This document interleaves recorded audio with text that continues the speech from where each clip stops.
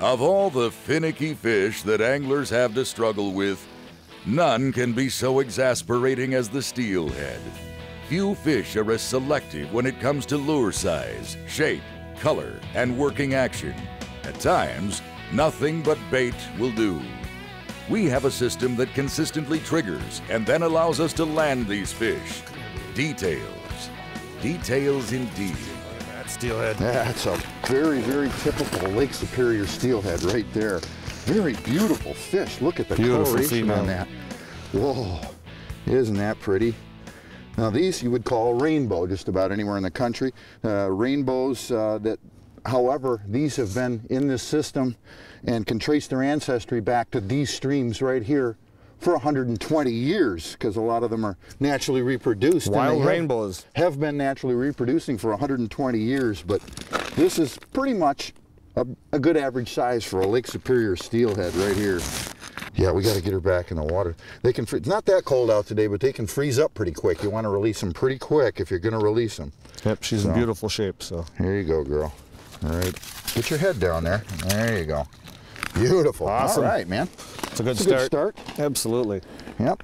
Basically, all we're using today, I'm just using. I don't have any terminal tackle, just a hook.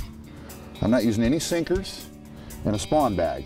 Now you're using a bait caster. Yep, I like the bait caster. I like how smooth the reel is in a bait caster, just for that reason right there. It really pays out line smooth, doesn't it? Yeah, you know, just, you're asking the line to go out straight. You know, I'm a big believer in that. Right. It's a good fish. So you were using spawn bag? Yep. There he is. Yeah, that's a nice one. Look at Look at that. Right in the corner of the jaw, right where he's supposed to be hooked, too. Perfect. And these rigs that we're using allow us to do that and hook them in the face so that we don't have to cut line, leave hooks in their stomachs, etc.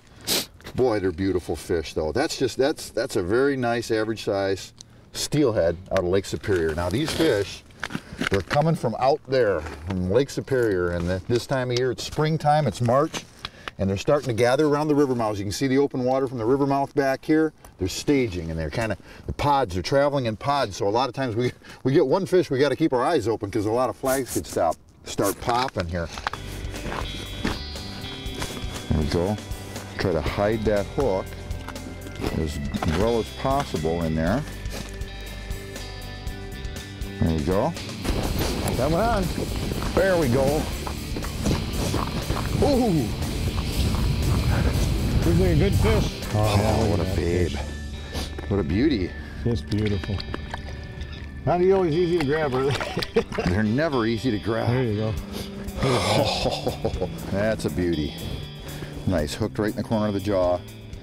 And like we say, these steelhead, they're coming in this time of year and they're sniffing that river. The river's starting to come up.